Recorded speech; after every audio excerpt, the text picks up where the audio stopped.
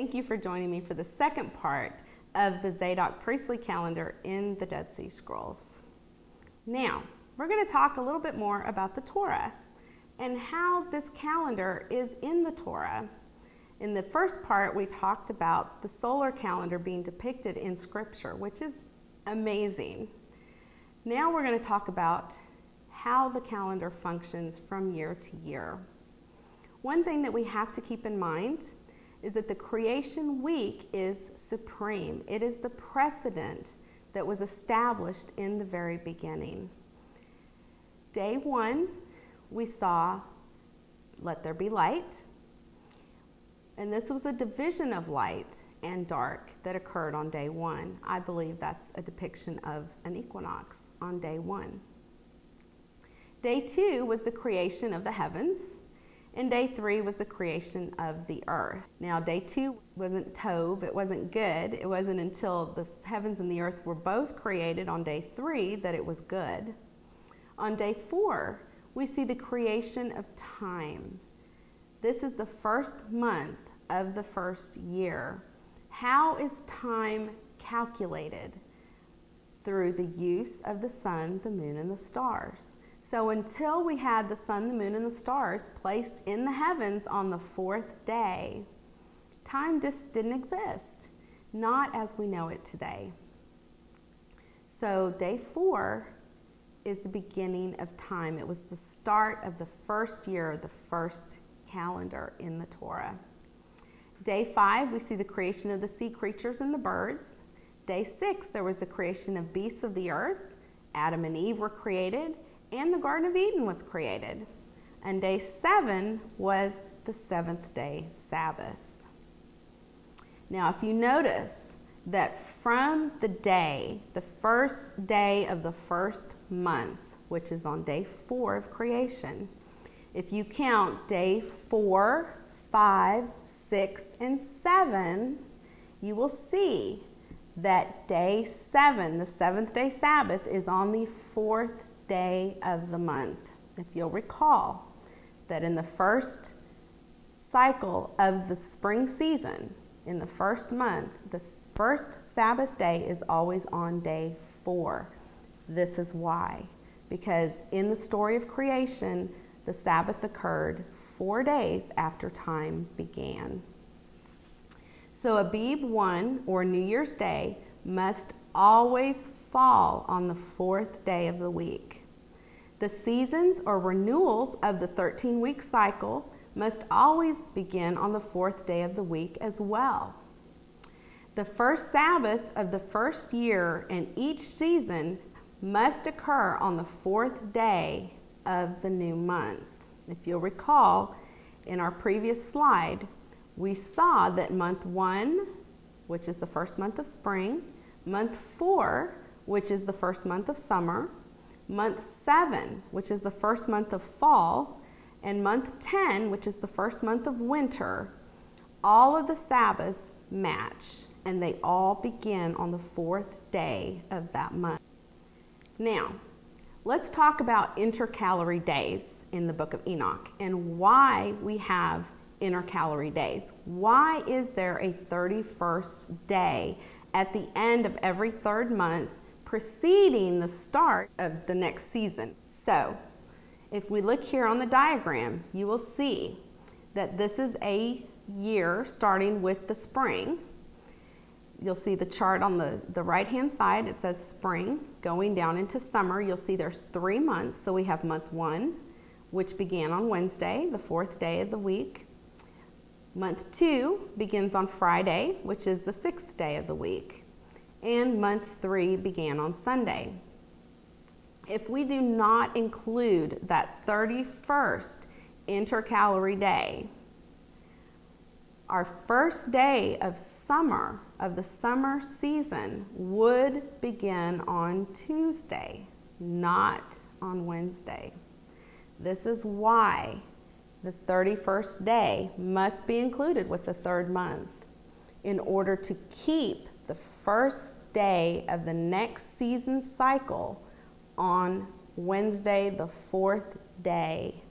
Remember, the fourth day of creation when time began. Now here we see summer. There's our intercalary day, our 31st day, which occurs on the 3rd day of the week, which in modern times we call Tuesday. That 31st day moves the first day of summer to the correct place, Wednesday. And you'll see that 4 days later, Wednesday, Thursday, Friday, Shabbat. The 4th day is the Sabbath. Now, we go through the season of summer. So we've got month 4, month 5, and month 6. At the end of month 6, we have another 31st intercalary day.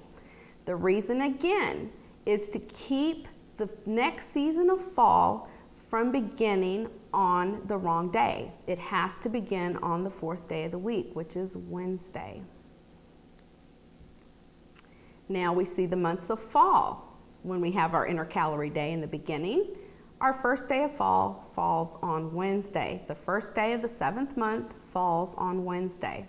Then the 8th month is on Friday. The 9th month is on Sunday. And we come to the end of that month, and without the intercalary day, our season of winter would shift. We can't allow that. So we have a 31st intercalary day to make sure that the seasons all begin on the 4th day of the week, when time began. Here we see a 31st intercalary day, which keeps it on Wednesday. And then of course, the 11th month begins on Friday. And the 12th month begins on Sunday. Now I've switched in this view to counting the literal days. So you'll see at the very end, the 4 intercalary days. You'll see 358, 359, 360th day. The 360th day always lands on Friday, always. Then you have your 4 intercalary days. Why do we add 4 intercalary days to the base number 360? In order to get back to the 4th day of the week, Wednesday. That is the purpose of the intercalary days. 361 is on Shabbat. 362 is on the 1st day of the week. 363 is the 2nd day of the week. 364 is on the 3rd day of the week, making year 2 begin once again on the 4th day of the week. This is why we have intercalary days, to keep your years and your weeks within the years from ever shifting days. That is the whole focus of intercalary days. Now look what happens if we don't add the intercalary days. Here's a diagram without the intercalary days. When you get to the end of your spring season, when you get to the end of the 3rd month, if you do not add a 31st day, the 1st day of summer would land on the 3rd day of the week. It would move forward 1 day. Now, if it moves forward 1 day on that Tuesday, the 4th day, your Shabbat, would actually occur on Friday, not on Shabbat. Then you can see how the days continue to shift into the 5th month, and then into the 6th month. And then when you begin fall, now your season begins on Monday instead of Wednesday. So it moved back 1 day for summer. Now it's moved back 1 day for fall to Monday. And look what would happen. Your Shabbat, the 4th day of the month, would fall on Thursday. Now you see there's the shifting from season 1, the 4th day being on Shabbat, the 7th day. Season 2, the summer, now your Shabbat is on Friday, the 6th day. So you've not worked 6 days and rested the 7th, you've worked 5 days and you're resting the 6th. And then you move forward to the next season, fall, and your Shabbat shifts once again, and now it's on the 5th day, or Thursday in our modern times. So the purpose of the intercalary days is to keep the Sabbaths, the new years, and the seasons from ever shifting weekdays, ever. Enoch tells us that the 4 intercalary days are inseparable from their office. Understand, days. And owing to them, the intercalary days, men go wrong therein. And the exactness of the year is accomplished through its separate 364 stations, i.e. days.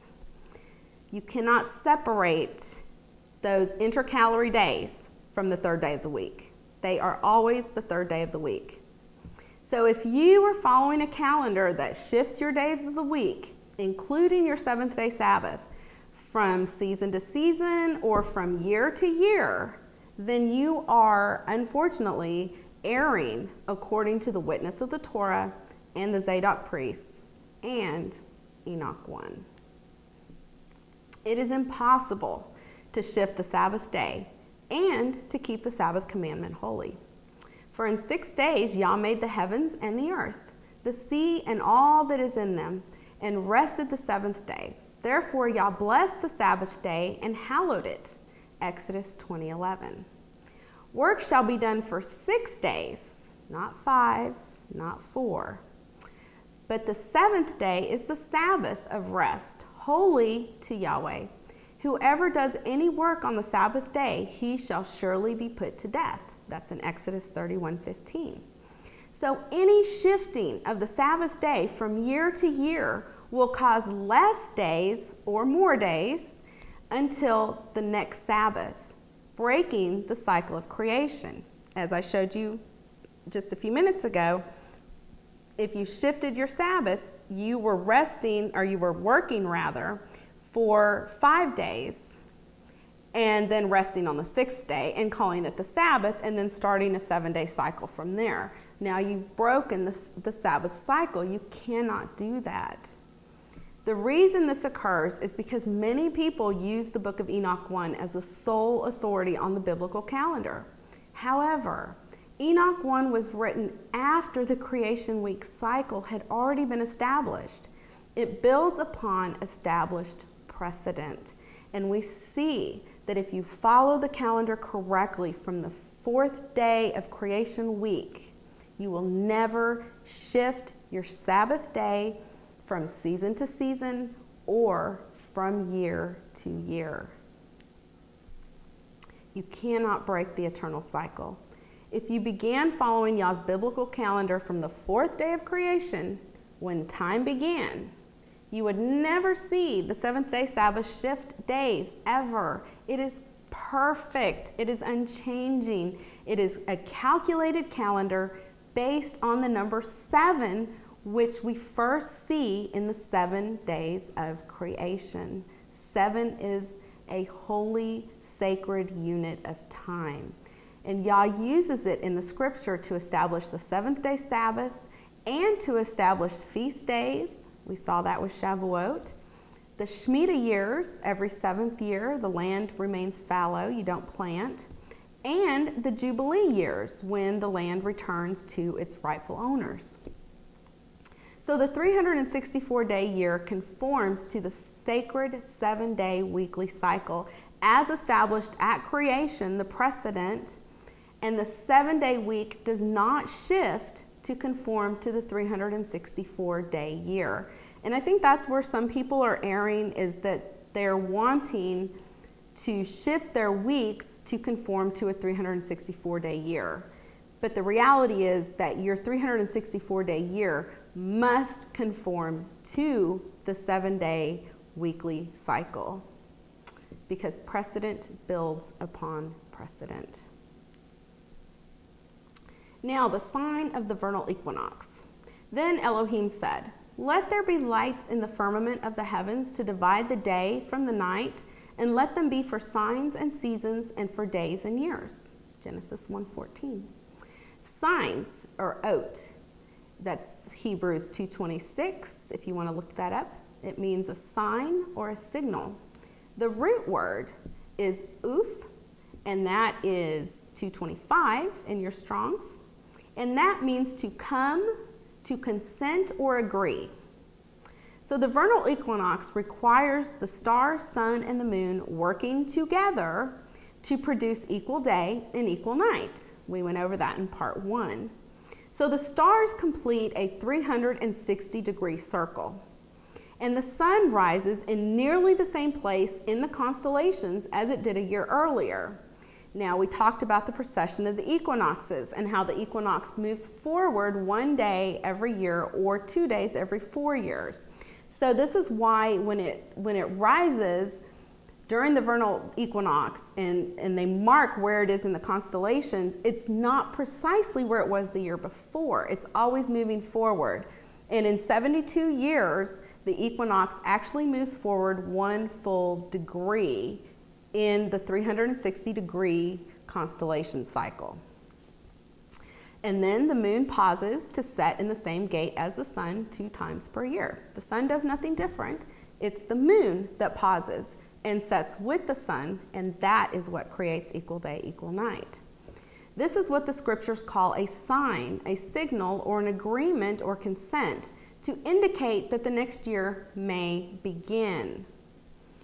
Now, we're talking not about this is when the new year begins. It's a signal, a consent, or an agreement based on your calculation that now the new year may begin, because the equinox may fall on the first day of the week, or it might fall on a Monday or a Tuesday, but that cannot shift your year. It cannot shift your Sabbaths, cannot shift your week, your feast days.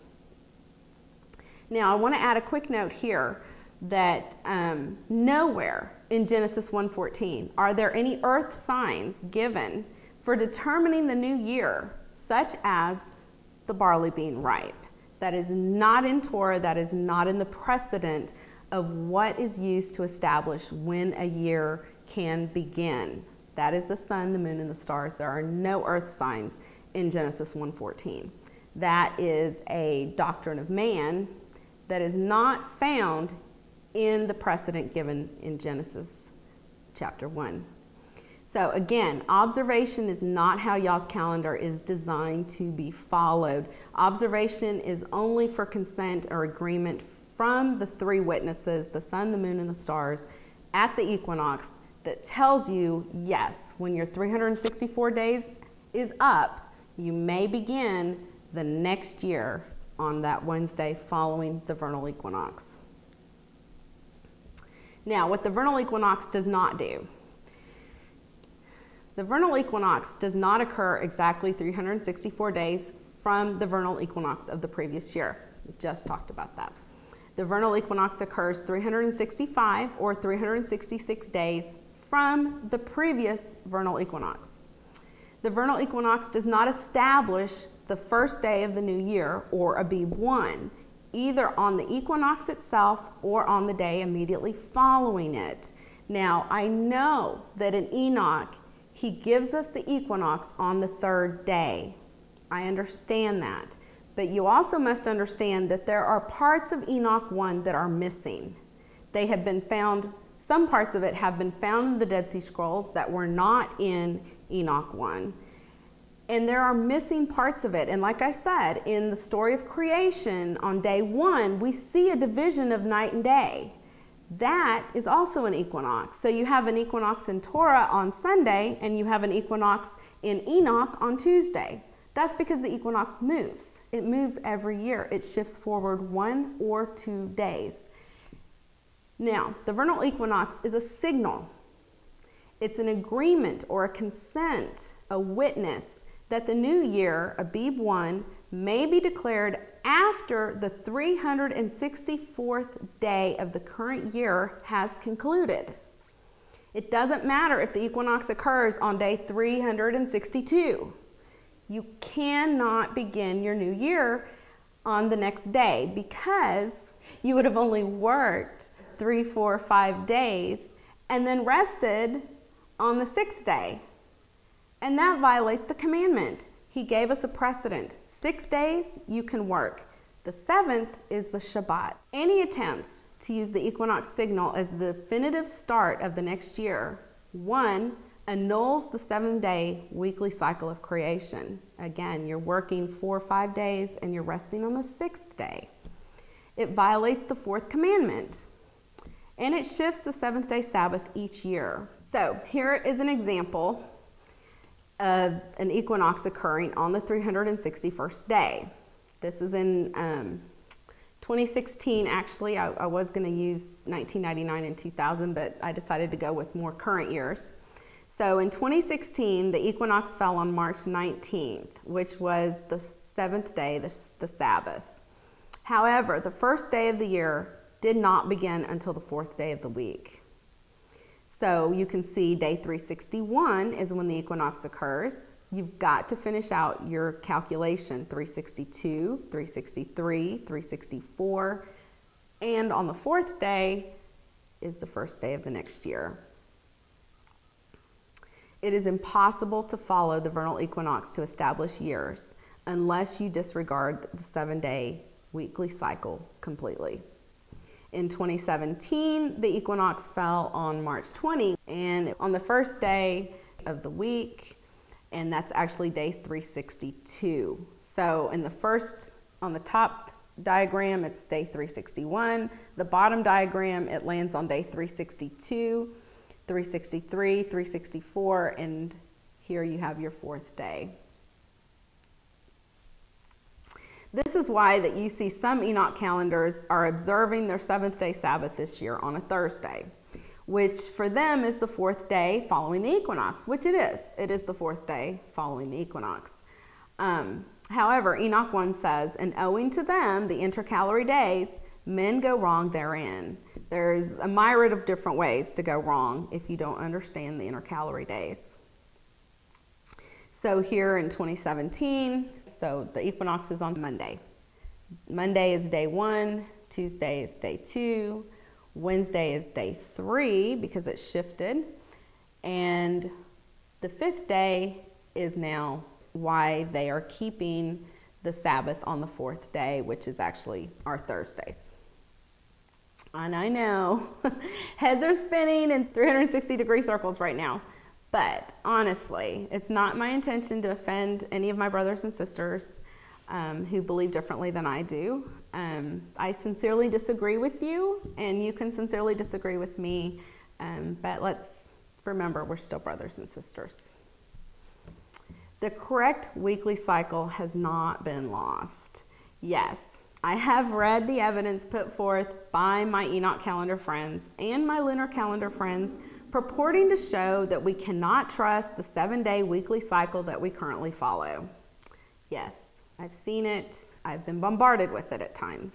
However, I unequivocally disagree. Please, though, don't let this divide between brothers and sisters. We are all brothers and sisters in Yeshua, and we share much more in common than we disagree over. Why I disagree and still love you. The evidence of changed dates does nothing to change the weekly cycle of Sunday through Saturday. Changing a Monday, for example, from the 2nd to the 14th does not add an extra Monday or an extra Tuesday. The following days are still Tuesday, Wednesday, Thursday, Friday, etc. The week is unbroken regardless of what date you apply over the top of the weekday. There is zero evidence that the Jewish communities around the world switched days or were confused when far-reaching nations made short-lived attempts to adopt a different weekly cycle, or that even Rome itself became confused when, say, Australia or some other nation attempted a different calendar for a brief period of time. The evidence shows that the rest of the nations all joined back with the long-standing Gregorian calendar by this last century. Before that, the Julian calendar was implemented in 45 BCE by Rome. The days and the weeks simply have not changed in the past 2,063 years. I find no evidence for that. So what about when the Zadok priests were observing the Sabbath day? There is a document in the Dead Sea Scrolls called 4Q320.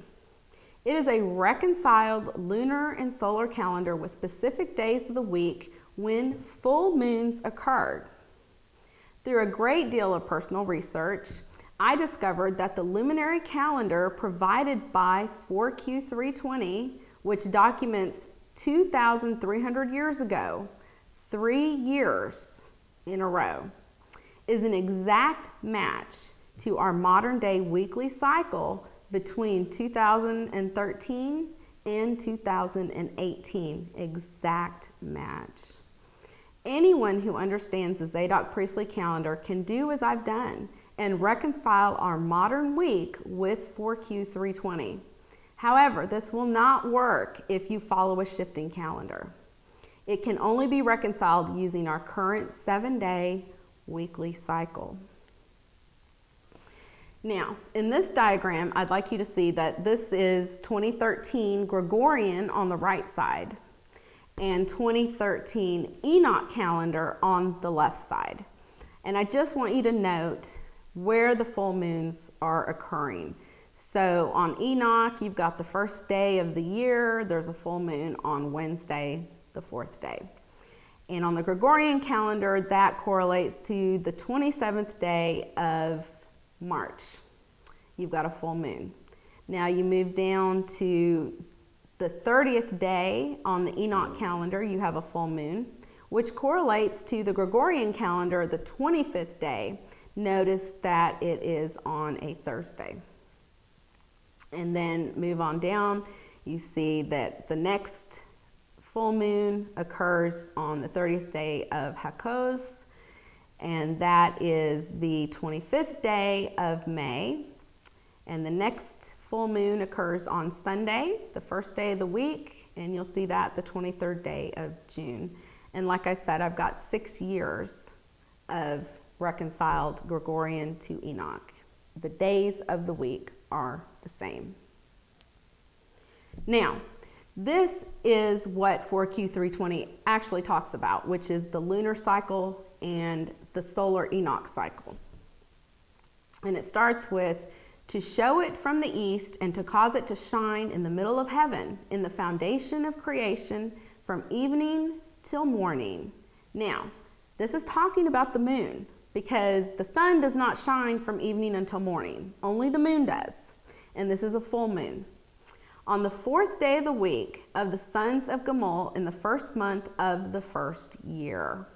Now, if you would look on the right side of the screen where it says 2013 Enoch, at the very top line it says 4 Gamul, okay? So the 4th day of Gamul is that Wednesday. That correlates to the day before the first day on the lunar calendar. Now, if you go down to the next one in gold, you'll see that that is Yediah. And Yediah, it says 5 Yediah. That is the 5th day. So Sunday, Monday, Tuesday, Wednesday, Thursday, 5th day in the order of Yediah. So Yediah would have come in on the Shabbat. All of the priestly orders start on Shabbat. And that would be considered 7 Yediah, the 7th day, Yediah. Then you've got 1 Yediah Sunday, 2 Yediah Monday, 3 Yediah Tuesday, 4 Yediah would be Wednesday, 5 Yediah is Thursday, and the last day of Yediah service would have been on Friday.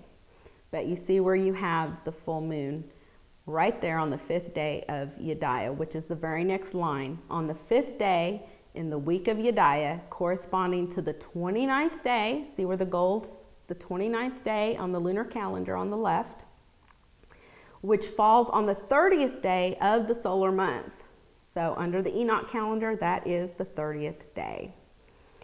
The next line, on the Sabbath in the week of Hakoz, that's in the purple, the 30th day of the lunar month, which falls on the 30th day of the solar month. Note that the purple boxes match, 30th day, and it is on the 7th day, the Shabbat.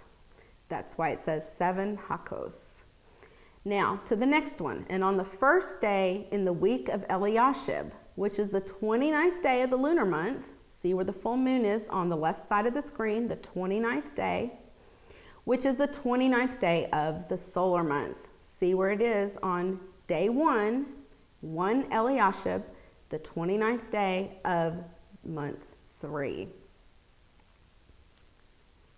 Now, Jerry Morris and I have 6 years of perfectly reconciled solar, lunar, and Gregorian calendars, which we compiled separately before we ever met, which shows that the weekly cycle from 2,300 years ago, as recorded in the Dead Sea Scrolls, precisely matches our modern day weekly cycle of Sunday through Saturday. The 7-day weekly cycle was never lost. It has never changed, at least not since the Dead Sea Scrolls were compiled and this reconciled calendar was given to us. Now, there's another question that I get frequently. Why is there confusion over when the vernal equinox actually occurs? The confusion lies in not understanding how modern day observatories record data for sunrise and sunset times. For example, if you look at timeanddate.com or the Farmer's Almanac, which I personally prefer, to view the lengths of day and night, you will see an apparent discrepancy, generally between the 16th of March and the 20th of March. This occurs because the times recorded are from the moment the top of the circle of the sun touches the horizon for the sunrise time, and when the bottom circle of the sun touches the horizon for the sunset time. The Dead Sea Scrolls indicate that the sun is viewed from the center or the diameter of the sun on the horizon, not from the top or from the bottom, which only makes sense if you want to get an exact measurement. This creates about an 8-minute difference, plus 4 minutes to sunrise and sunset times. So while March 16 looks like it has equal day and equal night based on sunrise, sunset times, it's still actually approximately 8 minutes off, and March 20 will appear to be 8 minutes off when it is actually equal day and equal night. Now, the feast days and the Sabbaths in the Dead Sea Scrolls. There are 7 biblical feasts. All occur within the first 7 months. Shavuot occurs in the 3rd month. However, its precise date is established in the 1st month by calculating 7 sevens plus 1 day. So 7 times 7 equals 49 plus 1 day equals the 50th day, which begins at first fruits. The dates in the Dead Sea Scrolls are given specifically by the Zadok priests. Abib 1 is New Year's Day, the 4th day of the week every time. The 14th day of the 1st month is Passover. The 15th of the 21st is unleavened bread. A notable difference is that first fruits always begins on the 26th day of the 1st month. So when the full 7 days of unleavened bread and Passover are completed, following the next Sabbath, the 1st day of the week is first fruits, or the waving of the sheaf offering. The 15th day of the 3rd month is Shavuot. The 1st day of the 7th month is trumpets, or the memorial of the blowing of the shofar. The 10th day of the 7th month is the Day of Atonement. And the 15th of the 21st of the 7th month is Sukkot. And then there's the 8th day of Sukkot, which is called Addition. All of these are laid out very specifically in the Dead Sea Scrolls. So how do we know when the new year begins? While the calendar may seem complex, this part is actually very simple. The first Wednesday following the vernal equinox is always going to be Abib 1, every time. It's a very simple way to look at your calendar and know when the first day of the year will occur. Now, there is some debate on the issue of intercalating, because everyone knows that we have to intercalate on this calendar in order to keep our seasons with the 1st month. And in an agricultural society, it would be very important to have a calendar that keeps you precisely within your planting and your harvesting seasons. Now, we know that the vernal equinox moves forward 1 day each year and 2 days every 4 years on average. This is how I believe we intercalate based on my understanding today, if you look at this diagram. So we look at our diagram here. 2017, the equinox is on the 20th of March, the second day of the week. That's on Monday. In 2018, it's going to fall on Tuesday, the third day of the week. In 2019, it's actually going to fall on the fourth day of the week, which should be Abib 1. However, we don't have our sign or our agreement before the 364th day is completed. We haven't had it. If you declared the 20th of March 2019 to be Abib 1, you would have to declare it halfway through the day, because you wouldn't actually be able to see the equinox occurring until halfway through the day, until it's half over. So this, I believe, is our indicator on how to intercalate a full 7 days in order to keep our weeks from shifting. You must add 7 full days and begin Abib 1 the following Wednesday. This occurs every 5 to 6 years. A 7-day intercalation will be required in 2019 and again 6 years later in 2025. Sometimes it's 5 years, depending on if you have 1 or 2 where the leap year falls, where it jumps forward. You know, if the 366th day, it adds 2 days, so it jumps forward 2 days. Depending on where that falls, sometimes it'll happen on 5 years rather than 6 years. So the year would look something like this. Abib 1 beginning on what would have been the 8th day of the new year.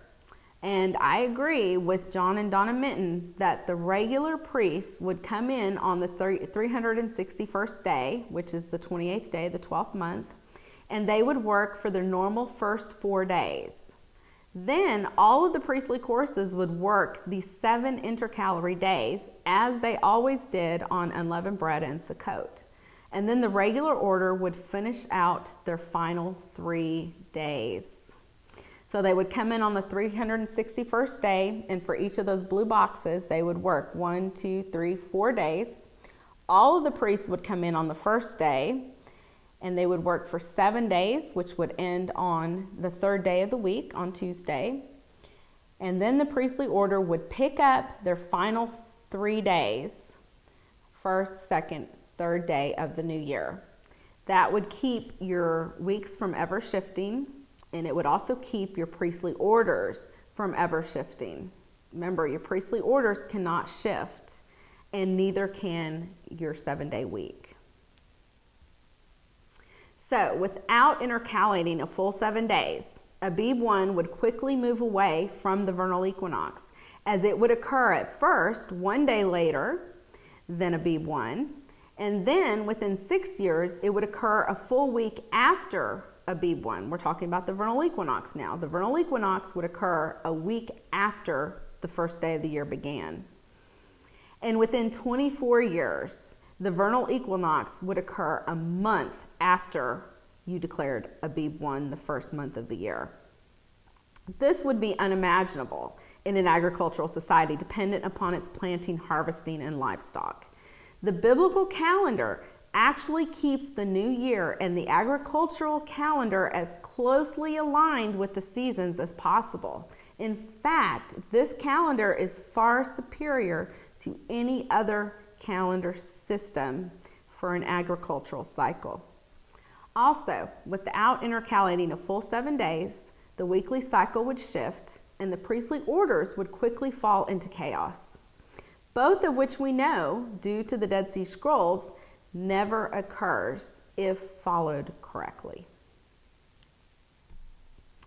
One final reason I believe that we intercalate a full 7 days when the equinox occurs on what should be the first day of the year or passes what should be Abib 1 is in 4Q 326 in calendrical document C. We read, in the first month on the 4th day is a Sabbath. On the 8th day in it is Sabbath. That's what it says in the English translation, but if you read it from the scroll in Hebrew, it says on the 8th day in it is a moed, an appointed time. The literal word used in the scroll is moed, appointed time, not the Sabbath. I believe that this may indicate that the first of the year, Abib 1, sometimes occurs on the 8th day due to intercalating a full 7-day week when the oat, the sign, the agreement, the vernal equinox, hasn't occurred. It also indicates that the regular weekly Sabbath is not to be ignored during this period, but it is still to be observed. Again, the fourth commandment to only work 6 days and rest on the 7th day cannot be broken. I'd also like to note that this line is missing in some of the newer translations where it says on the 8th day in it is Sabbath. That is missing in some of the newer translations. You may have to go and pull up photocopies of the literal scrolls in order to see it, depending on what version of the Dead Sea Scrolls that you have. So does this calendar line up with the canonized scriptures? Yes, it does. It lines up perfectly with the Exodus dates, as well as with Daniel's prophecies, the flood account, and those given in the writings and the prophets. It also appears that Yeshua and the disciples were following this calendar in the New Testament account. Now, the Zadok priests in the Dead Sea Scrolls called those who followed the biblical calendar the sons of light and children of light. They exhorted the people to walk in righteousness and to walk in the light and not in darkness. The concept of light and dark are a consistent theme throughout the New Testament books. Read here in John 12:36, while you have the light, believe in the light, that you may become sons of light. These things Yeshua spoke and departed and was hidden from them. Again in 1 Thessalonians 5:5, you are all sons of light and sons of the day. We are not of the night nor of darkness. Isn't that great news?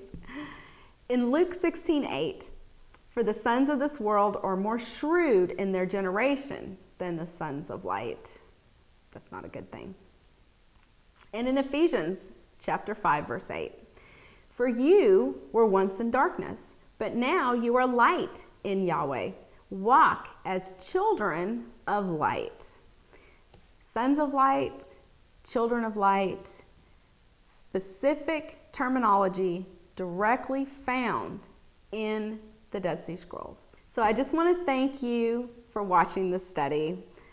Regardless of what your opinions are, I appreciate the time that you've taken to finish this entire study with me and provide any comments or questions in the spirit of love and compassion as brothers and sisters in Yeshua ought to always do. Thank you again, and shalom.